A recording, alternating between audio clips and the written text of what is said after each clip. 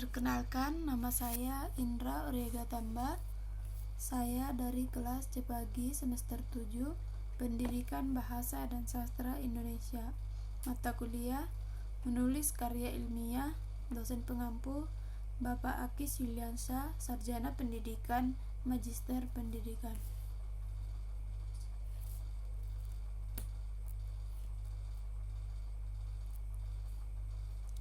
Adapun judul proposal penelitian saya yaitu hubungan antara penguasaan kosakata dan keterampilan menulis puisi siswa kelas 7 SMP Negeri 2 Sungai Raya.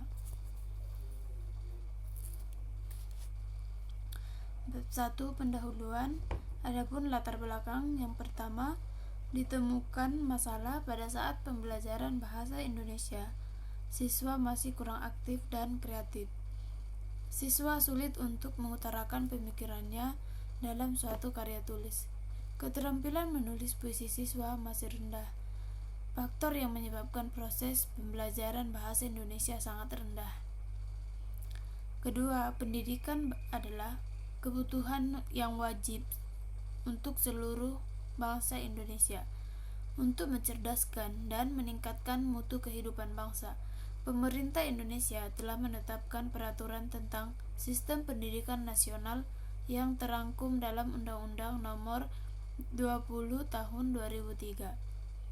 Ketiga, kemudian berdasarkan Permendiknas Nomor 23 Tahun 2006 tentang standar kelulusan untuk satuan pendidikan dasar dan menengah termuat dalam mata pelajaran bahasa Indonesia memiliki 4 keterampilan yang harus dikuasai, yaitu keterampilan mendengarkan, berbicara, membaca, dan menulis.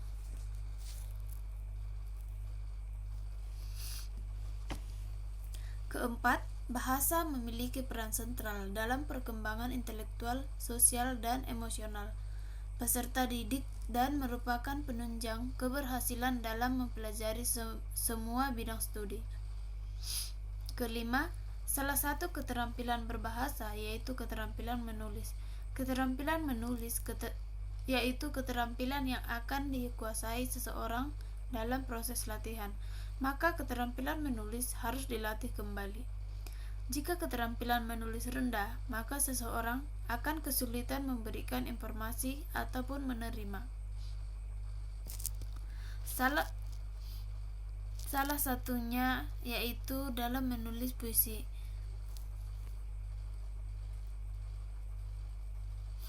Kemudian selanjutnya batasan masalah. Yang pertama, terdapat hubungan yang signifikan antara penguasaan kosakata dan kemampuan menulis puisi. Kedua, terdapat hubungan yang signifikan antara minat membaca dengan kemampuan menulis puisi. 3. Terdapat hubungan yang signifikan antara penguasaan kosakata, minat membaca, dan menulis puisi. Rumusan masalah. Berdasarkan batasan masalah, dapat dirumuskan permasalahan sebagai berikut. Bagaimanakah penguasaan kosakata siswa kelas 7 SMP Negeri 2 Sungai Raya?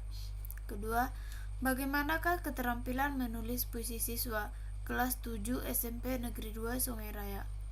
Ketiga, adakah hubungan yang signifikan antara penguasaan kosakata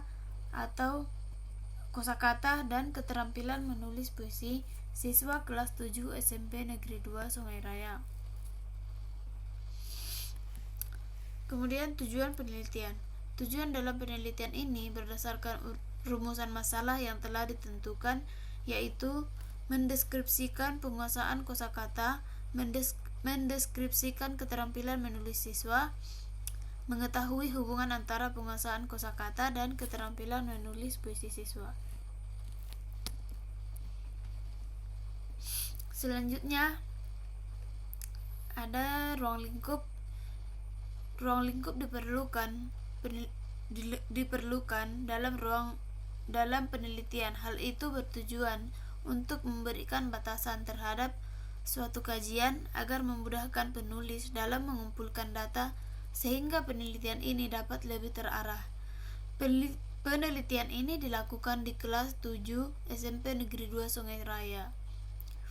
Untuk itu, ruang penelitian ini dibagi ke dalam dua bagian, yaitu variabel tunggal dan definisi operasional. Selanjutnya, metodologi penelitian. Ada 5, yaitu bentuk penelitian, data dan sumber data, teknik dan alat pengumpul data, validitas data, teknik analisis data. Kemudian ada jadwal rencana penelitian.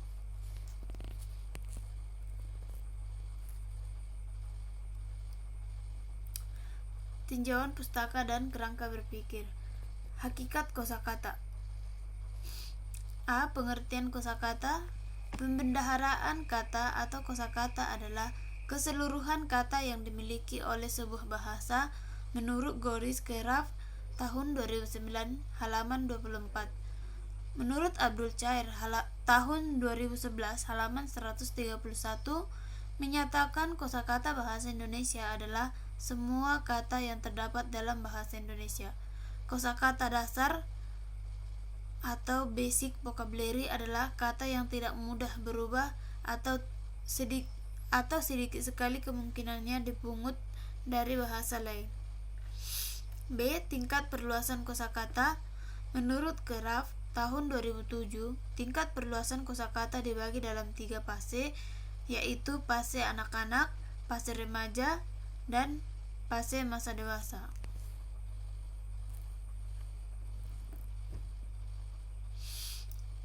C. Kata dan pilihan kata.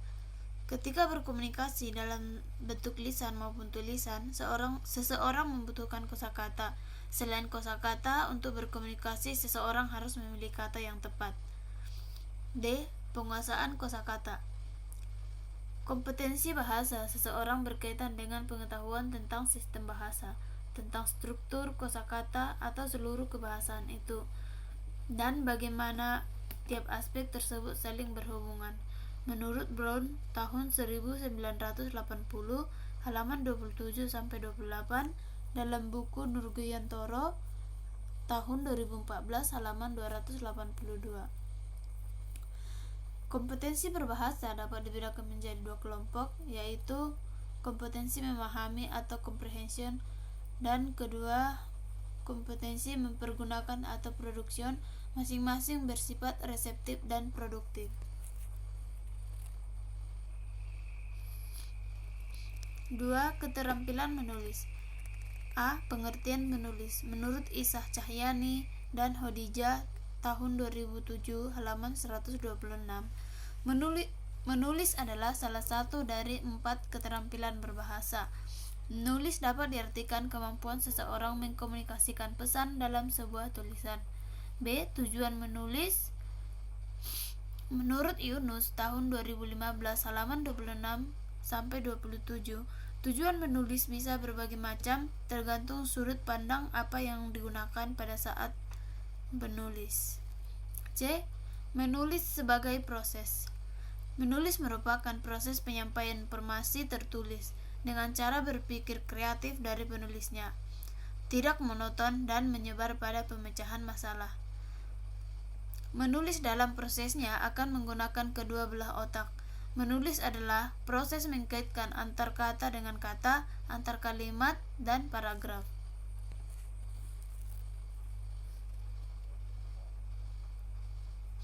Ketiga, puisi. Pengertian puisi. Menurut Aminuddin tahun 2013 halaman 134, secara etimologi, istilah puisi berasal dari bahasa Yunani poema, yaitu membuat, atau poesis, pembuatan, dan dalam bahasa Inggris disebut poem atau poetry. Puisi diartikan membuat dan pembuatan, karena lewat puisi pada dasarnya seseorang telah menciptakan suatu dunia tersendiri, yang mungkin berarti pesan atau gambaran suasana hati tertentu, baik secara fisik maupun batin. B. Jenis-jenis puisi. Menurut Kosasi tahun 2012 halaman 109-115, berdasarkan cara penyair mengungkapkan isi atau gagasan yang hendak disampaikan, yaitu naratif, deskriptif, dan lirik. C. Pembangun puisi. Menurut Aminuddin tahun 2013 halaman 36 sampai 37, pembangun struktur puisi adalah unsur pembentuk puisi dapat diamati secara visual. Unsur tersebut akan meliputi: pertama, bunyi; kedua, kata; tiga, larik atau baris; empat, bait; dan kelima, tipografi. Sekian presentasi dari saya. Terima kasih, semoga bermanfaat. Jika ada tutur kata yang salah, saya mohon maaf. Hanya ini yang dapat saya presentasikan. Saya ucapkan terima kasih.